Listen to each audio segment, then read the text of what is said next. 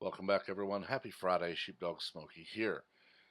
Just in, Trump's FBI gets it done. Clinton official pleads guilty to treason for collusion. A Clinton appointee pleaded guilty to treason charges after a federal grand jury indicted her for colluding with foreign agents.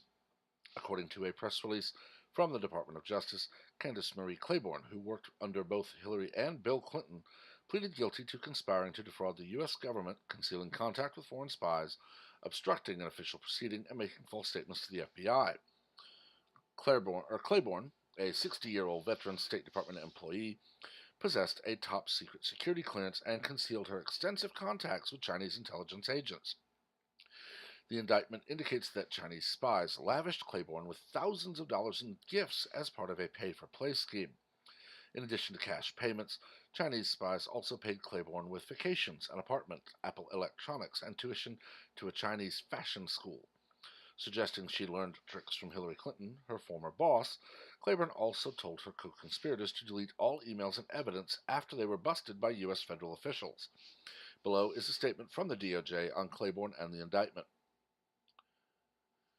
Candace Marie Claiborne is a U.S. State Department employee who possesses a top-secret security clearance and allegedly failed to report her contacts with Chinese foreign intelligence agents who provided her with thousands of dollars of gifts and benefits.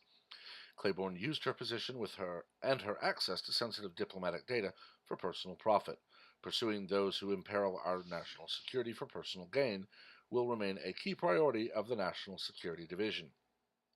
Candace Claiborne is charged with obstructing an official proceeding and making false statements in connection with her alleged concealment and failure to report her improper connections to foreign contacts, along with tens of thousands of dollars in gifts and benefits they provided. As a State Department employee with a top-secret clearance, she received training and briefing about the need for caution and transparency. This case demonstrates that U.S. government employees will be held accountable for failing to honor the trust placed in them when they take on such sensitive assignments.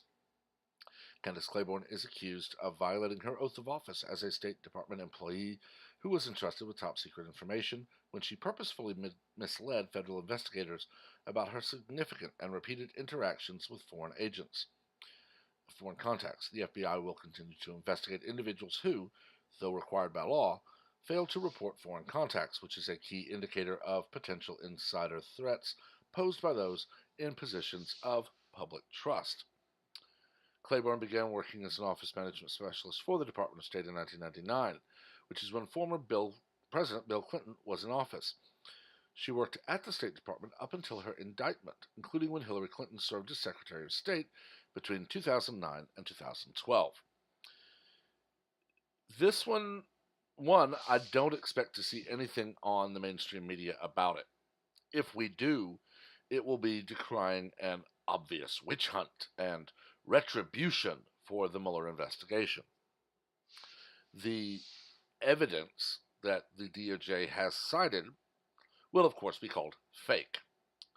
Congress, CNN, MSNBC, whoever you will, they will demand that they be allowed to see it and show it to the public, despite it being part of an ongoing investigation.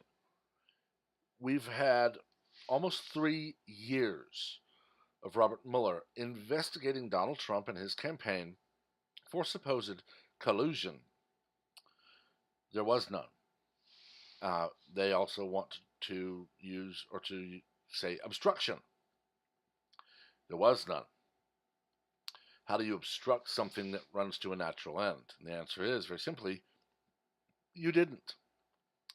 But here we have someone who has admitted to taking bribes from foreign intelligence agents while having a top-secret security clearance. A pay-for-play scheme is what they call it. I'm very curious how far this will be pursued, because if she was there for 13 years, someone had to have an inkling of what was going on. And we know the Clinton Foundation is famous for taking donations from anyone and everyone they can. And all of a sudden, Bill or Hillary or someone else very closely associated with the Clinton Foundation will give a speech or something or other will happen. Unless, of course, we look at the run-up to the 2016 election, when a large amount of uranium was gifted to Russia because the payment never came to the U.S. government. It went to the Clinton Foundation. Things like this are what destroy faith in government.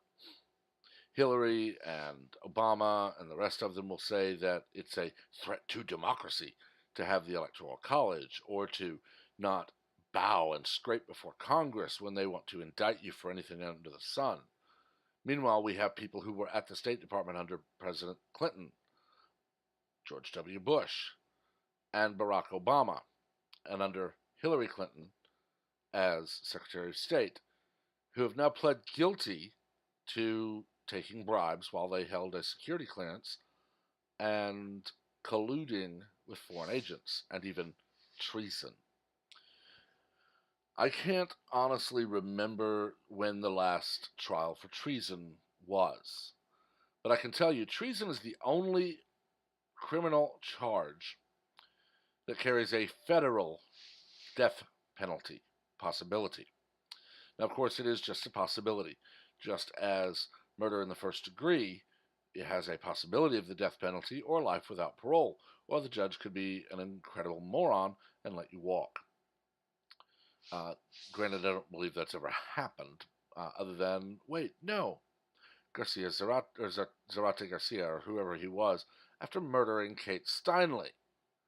Because, of course, he's an illegal alien who's been deported multiple times, who stole a firearm from a government employee, and then apparently dropped it, and it fired perfectly to kill the young woman. But then again, that is California. This would not be tried there, although I expect the Democrats to try to get it tried in the Ninth Circus. But what does this tell us? This tells us that there is a pattern. We have had James Comey, incredibly biased, during an investigation as to why Hillary Clinton deleted thousands upon thousands of emails. He changes the wording on it, and then he even has a memo exonerating her before the investigation kicks off. We have Loretta Lynch basically telling him to do that. And we have so much more going on inside the FBI, CIA, NSA, DOJ, that now that we have a guilty plea to treason and collusion from a Clinton appointee, one wonders how far up the chain this will be allowed to go by the deep state. One wonders, of course, if Miss Claiborne will suffer a horrible accident in the next few weeks before she's allowed to testify.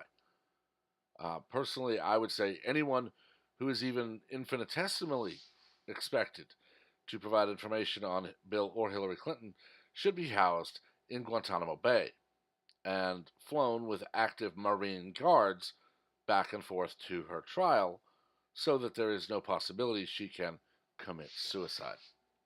But I've talked about this long enough. Let me know what you think. How many people do you want to see investigated, and who are they? Keep in mind, we've had 3 years of investigation of virtually everyone from the housekeeping staff at Trump Tower to Donald Trump himself, and there's nothing to be reported or nothing that was found. Yet we have this from the Clinton side of the argument. But as always, remember to let me know what you think below. Just keep the comments civil. We do not learn from argument, we learn from debate. And as always, remember to like, comment, and share this video, as well as to turn on notifications and subscribe. Until next time, everyone have a wonderful day.